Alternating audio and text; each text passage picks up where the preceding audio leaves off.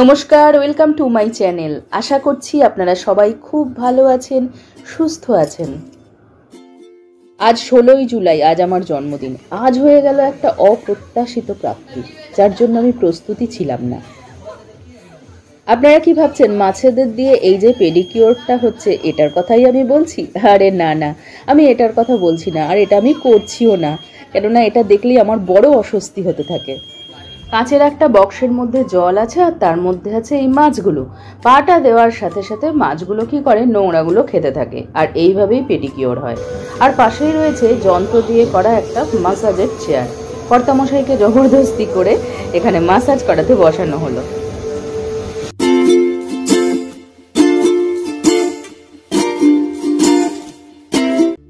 যেহেতু আজকে আমার জন্মদিন, সকালবেলা পুজো করার সময় গোপালকে বললাম, আজ কিন্তু আমার একটা স্পেশাল গিফট চাই। সারা জীবন তুমি আমাকে অনেক দিয়েছো, তার জন্য আমি সত্যিই তোমার প্রতি কৃতজ্ঞ, কিন্তু আজ আমি তোমাকে ছাড়বো না। এমন গিফট দেবে যে গিফট আমি সারা জীবন পাইনি। আনন্দে যেন আমার ইন্দ্রিয়গুলো স্তব্ধ হয়ে যায়। আজ সকালে সুইমিংয়ের পরেই যখন স্নান করে বেরোলাম, একজন আমাকে জিজ্ঞাসা করলো, কেদারনাথের প্রসাদ নেবেন? আমার এত সৌভাগ্য, আজ জন্মদিন আর সকালবেলা স্নান করার সাথে সাথে হাতে কেদারনাথের প্রসাদ। আমার সত্যি ইন্দ্রিয়গুলো স্তব্ধ হয়ে গেছিল। দুপুরের খাওয়ার জন্য পার্ক স্ট্রিটের এই রেস্টুরেন্টটা আমার মেয়েদের পছন্দ হলো। আর নামার সাথে সাথে শুরু হয়ে গেল অঝোরে বৃষ্টি। জল কাদা সব কিছু পেরিয়ে রেস্টুরেন্টে পৌঁছালাম। এই রেস্টুরেন্টটা অনেক পুরনো, এই না হলে ধরুন 100 বছর হবে। মেয়েদের খুব ইচ্ছা ছিল এখানে আসার, তো ওদের ইচ্ছাতেই এখানে আসা। কিন্তু যখন আপনারা ভালো খাওয়ার জন্য কোনো রেস্টুরেন্ট বাছবেন, তখন কিন্তু একটা খুব গুরুত্বপূর্ণ কথা মাথায় রাখবেন। কি কথা? সেটা হলো এই, যদি সেই রেস্টুরেন্টে লিকারের প্রাধান্য থাকে, তাহলে কিন্তু সেখানে খাবারের জন্য যাবেন না।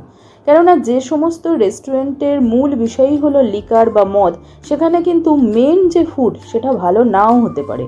আর যেখানকার খাবারের মধ্যে লিকার বা মদ মেন ব্যাপার নয়, সেটা থাকতেও পারে নাও পারে, সেখানে কিন্তু সবসময় খাবার ভালো হওয়ার চান্সটা অনেক বেশি। তো এখানে আসার পরে আমরা যে খাবারগুলো নিলাম, সেই খাবারগুলো কিন্তু আমাদের সবার খুব একটা পছন্দ হলো না। তবে এখানে এই রেস্টুরেন্টের একটা অন্য বিশেষত্ব আছে।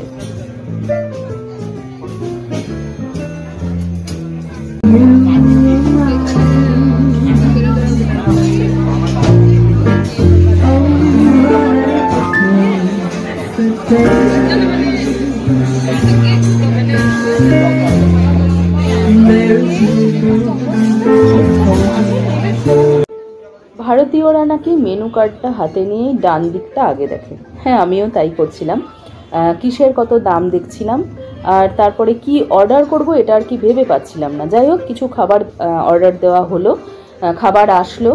এখানে যে বিশেষত্ব সেটা হলো, এখানে সারাদিন বিভিন্ন রকম গান বাজনা চলতে থাকে, কখনো ইংরাজি কখনো হিন্দি। বাইরে লিখে দেওয়া থাকে যে ওই দিন কোন সময়ে কোন গান বাজানো হবে। আর ভিতরে কি হয়, একটা জায়গায় গান বাজনা হচ্ছে আর এখানে খাবার সার্ভ করে দিয়ে যাচ্ছে। অনেকেই এখানে আসেন শুধুমাত্র লিকারের জন্য, তো আমরা তো লিকারের জন্য যাইনি। আর আমার বাড়িতে কেউই এখনও পর্যন্ত আর কি লিকার নেয়ও না। তো এখানে যে ধরনের খাবারগুলো আসলো, স্টার্টারে যেগুলো আসলো সেগুলো ঠিক আছে, কিন্তু পরে যেগুলো আমরা নিলাম সেগুলো আমাদের খুব একটা ভালো লাগলো না। যে সমস্ত রেস্টুরেন্টে লিকারের একটা বিরাট বড় ভূমিকা আছে, সেখানকার ফুড কিন্তু খুব একটা ভালো নাও হতে পারে। সেই জন্য যারা ফার্স্ট টাইম খাবারের জন্য কোনো রেস্টুরেন্টে যাবেন, এই বিষয়টা অবশ্যই খেয়াল রাখবেন।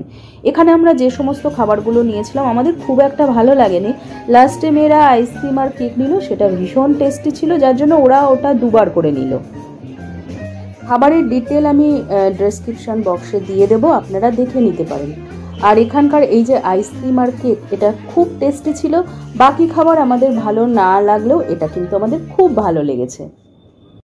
খাওয়া দাওয়া শেষ করে আমরা ভেবেছিলাম যে একটা অ্যারোপ্লেনের মিউজিয়াম দেখতে যাব। তার আগে আমরা সেন্ট্রালে গিয়ে পুরোপুরি বলা চলে ফেঁসে গেলাম, কেননা ওখানে কেনাকাটা করতে করতে দেখতে দেখতে প্রায় সন্ধে হয়ে গেল। সেই জন্য ওখানে আর যাওয়া হলো না।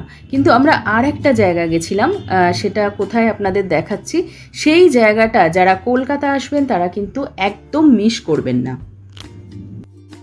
নিউ টাউনে সেন্ট্রালের উপরেই আছে হোম টাউন। আমি যখনই আসি তখনই হোম টাউনে আসি। হোম টাউনে অনেক রকমের নতুন নতুন জিনিস দেখতে পাওয়া যায়। এগুলো সব জল রাখার পাত্র, কল লাগানো কাচের, তামার, এত সুন্দর যে এগুলো দেখলেই মনে হবে যে বাড়ি নিয়ে যাই। হোম টাউনে নতুন ধরনের প্রচুর জিনিস থাকে, এত জিনিস থাকে যে 1 ঘন্টাতেও একটা ভিডিও কমপ্লিট করা যাবে না। আমি যখনই সেন্ট্রালে আসি একবার উপরে হোম টাউনে আসি। আমি সব সময় এসে যে প্রচুর কেনাকাটা করি তা কিন্তু নয়। এই যে নতুন নতুন জিনিস, এগুলো দেখতে কিন্তু আমার ভীষণ ভালো লাগে। বাস্তবেই এখানকার জিনিসের যা দাম তা সাধারণ মধ্যবিত্তের নাগালের কিন্তু বাইরে। কিছু কিছু জিনিস অবশ্য ডিসকাউন্টেও আসে। কিছু জিনিস আমি দেখে মনে মনে আর কি এটা ভাবি যে যখন একটা ভালো মতো ডিসকাউন্ট হবে তখন কিনবো, আর অনেক সময় আমি ডিসকাউন্ট পেয়েও যাই। ঘর সাজানোর প্রয়োজনীয় জিনিস, রান্নাঘরের জিনিস, তারপরে ঘরের দরকারের জিনিস সব কিছু হোম টাউনে পাওয়া যায়। এটা ঠিক যে এখানকার জিনিসের দাম বেশ বেশি, কিন্তু কোয়ালিটি অত্যন্ত ভালো। প্রত্যেকটা জিনিসের কোয়ালিটি এখানে ভালো, আর সেটা প্লেটই হোক বা কাচের গ্লাস, কাপ, যাই হোক না কেন, সব জিনিস যেমন দেখতে সুন্দর তেমন কোয়ালিটিও ভালো। শুধু যে দেখতে ভালো কোয়ালিটি খারাপ তা কিন্তু নয়। হোম টাউন যদি পুরোটা ঘুরে দেখতে যাই তাহলে কিন্তু অনেক সময় লেগে যাবে। আজকে শুধু এই দিকটা ঘুরে দেখলাম। হোম টাউন যখন প্রথম চালু হয় তখন অনেকটা জায়গা নিয়েছিল। তারপর ধীরে ধীরে দেখলাম যে হোম টাউনটা ছোট হয়ে গেল। এখন যে জায়গাটায় হোম টাউনটা রয়েছে সেটাও কিন্তু খুব একটা কম জায়গা নয়।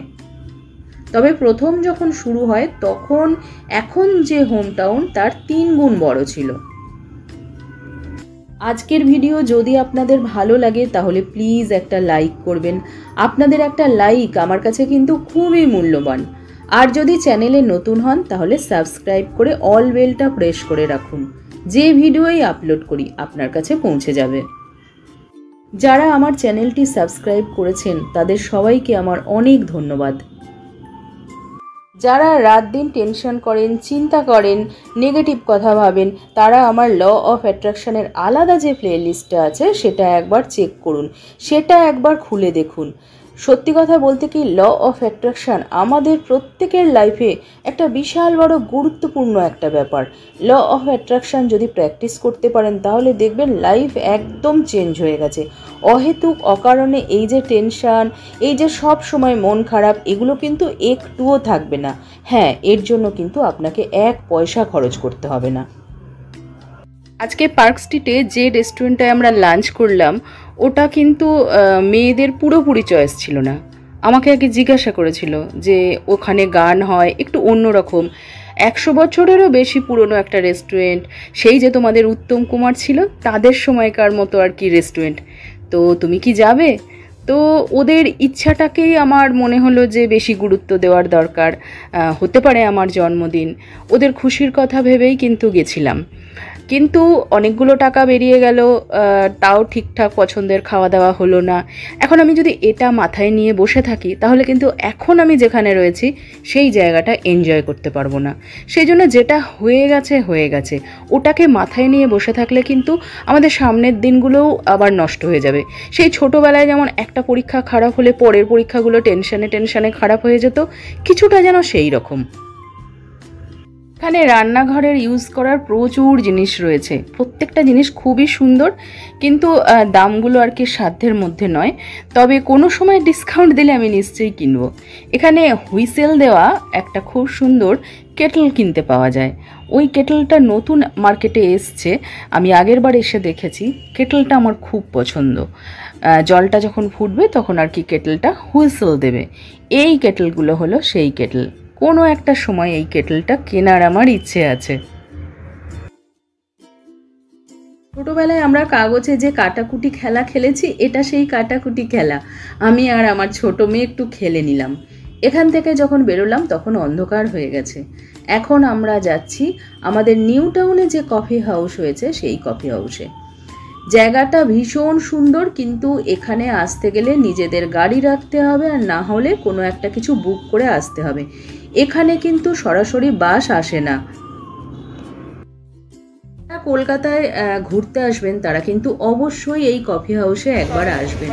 ভারী সুন্দর করে সাজানো রয়েছে। বেলা 12টায় খোলে আর রাত্রে 8টার সময় বন্ধ হয়। আর এই যে জায়গাটা, এটা বাইরে বসেও কফি খাওয়া যাবে, স্ন্যাক্স নেওয়া যাবে, তবে ভেতরটা ভীষণ সুন্দর। এখানে এসেই যে ভিতরে ঢুকতে পারবেন তা না, যদি ভিড় থাকে তাহলে কিন্তু নাম লেখাতে হবে। নাম লেখার পরে আপনারা কজন আছেন সেই বুঝে আপনাদের ডাকা হবে। যজন থাকবে সেই হিসাবে যখন টেবিল খালি হবে সেই মতো তাদের ডেকে নেওয়া হবে। আর বাইরেটা খুব সুন্দর, বাচ্চাদেরও খুব ভালো লাগবে। যারা কলকাতার বাইরে আছেন তারা তো অবশ্যই একবার এখানে আসবেন, আর যারা কলকাতায় আছেন এখনও আসেননি তারাও আসুন। খাবারের দাম একদম ঠিকঠাক, আর 8টার মধ্যে যদি যান তাহলে ঢুকতে পারবেন, কিন্তু যদি সব রকম খাবার নিতে চান তাহলে কিন্তু আপনাদের অনেক আগে যেতে হবে। আমরা এখানে যখন পৌঁছালাম তখন বাজে প্রায় 7টা, তখনই দেখছি অনেক খাবার দাবার শেষ হয়ে গেছে। তো আমি মেয়েকে বললাম যখন লাইন দিতে হবে তো যাব না, বাইরেই বসি না। আমার মেয়ে বলল এত খরচ করে এলে তো ভিতরে একটু যাবে না, চলো একবার যাই ভিতরে। তো আমরা নাম লেখালাম, তারপর আমাদের ডাকলো, তারপর আমরা ভিতরে গেলাম। ভিতরটাও ভীষণ সুন্দর, প্রচুর জায়গা, আর বসার জন্য বাইরেও যেরকম ব্যবস্থা রয়েছে সেরকম ভিতরেও ব্যবস্থা রয়েছে। নিচেও বসা যাবে, আবার উপরে উঠেও বসা যাবে। ভিতরে গিয়ে যে সব সময় পছন্দের টেবিলে বসা যাবে তা নয়, যে টেবিলটা খালি থাকবে আর ওরা বলে দেবে সেই টেবিলে গিয়েই বসতে হবে। যদি সব ধরনের খাবারের টেস্ট নিতে চান তাহলে কিন্তু শনি রবিবার গেলে চেষ্টা করবেন যে বিকেল 5টার দিকে বা 6টার দিকে যাওয়ার। আমরা যখন পৌঁছালাম প্রায় 7টা বাজে, অনেক খাবার দাবার শেষ হয়ে গেছিলো। এখানকার সবথেকে ভালো খাবার বা পপুলার যেটা, সেটা হলো ফিশ কবিরাজি। গেলে অবশ্যই একবার ফিশ কবিরাজি ট্রাই করবেন। এই যে কবিরাজি, এই কবিরাজি নামটার পিছনে একটা খুব মজার গল্প আছে। আপনারা হয়তো অনেকেই সেই গল্পটা জানেন যে ফিশ কবিরাজি নাম হলো কেন। এখানকার সব খাবারই যথেষ্ট ভালো। আমরা কফি নিলাম 2 রকমের, একটা কোল্ড কফি আর একটা হট কফি, আর কবিরাজি নিয়েছিলাম ফিশ কবিরাজি, আর আমরা একটা ফিশ ফিঙ্গার বা এই ধরনের একটা খাবার নিয়েছিলাম। জায়গাটা একদমই ফ্যামিলি রেস্টুরেন্টের মতো, আমার খুব ভালো লেগেছে। আর আমি কিন্তু আজকে ফার্স্ট টাইম এখানে এসেছি। আমার বাড়ির যে এতটা কাছে এত সুন্দর একটা জায়গা হয়েছে আমি শুনেছিলাম, কিন্তু আমার আশা হয়নি। আজকে খুব ভালো লাগলো। শীতকালেও এই জায়গাটা খুব ভালো লাগবে, তবে শীতকালে বাইরে বসতেও ভালো লাগবে। এখন গরম বলে সবসময় চেষ্টা করবেন ভিতরে এসে বসে খাওয়া দাওয়া করার। কফির কোয়ালিটিও যথেষ্ট ভালো ছিল, আর এখানকার যারা স্টাফ তারাও কিন্তু খুব ভালো। জীবনে সব সময়ই যে যেমন চাইছি তেমনই হবে তা কিন্তু নয়। হতে পারে যেমন চাইলাম সেরকম হলো না, কিন্তু তার মানে এই নয় যে জিনিসটা হাতে আছে সেই জিনিসটার অবহেলা করতে হবে। যে জিনিসটা আমাদের হাতে আছে সেই জিনিসটার যদি আমরা খুব যত্ন করি তাহলেই কিন্তু আমাদের জীবনে প্রাপ্তির দরজাগুলো খুলতে থাকবে। এই কথাটা আমি বলছি এই কারণে, যারা ল অফ অ্যাট্রাকশন জানেন তারা আমার এই কথাটার মর্ম বুঝবেন। জীবনে সব সময় চেষ্টা করবেন যে পরিস্থিতিতে আছেন সেই পরিস্থিতিটা থেকে কিভাবে বেরিয়ে একটু ভালো দিকে যাওয়া যায় সেই রকম চিন্তা ভাবনা করার। যদি এই রকম ভাবনা চিন্তা মাথায় থাকে যে আমি এখন খুব খারাপ আছি, আমার লাইফে আর ভালো সময় আসবে না, তাহলে কিন্তু ওইগুলোই ঘটতে থাকবে। যারা ল অফ অ্যাট্রাকশান এই শব্দটা আমার কাছে ফার্স্ট শুনছেন তারা আমার ল অফ অ্যাট্রাকশানের আলাদা প্লে লিস্ট আছে, সেটা একবার চেক করে নেবেন। ওটা কিন্তু খুব ইন্টারেস্টিং একটা ব্যাপার। আমি বারবারই প্রায় সব ভিডিওতে এই কথাটা বলি, তার কারণ হলো আমি চাই যে আপনারা সবাই খুব ভালো থাকুন, সব দিক দিয়ে ভালো থাকুন। আপনাদের সকলের জন্য রইল আমার অনেক ভালোবাসা। আপনারা সবাই খুব ভালো থাকুন, সুস্থ থাকুন। আপনাদের সাথে দেখা হবে আমার নেক্সট দিন। ততক্ষণের জন্য বাই বাই।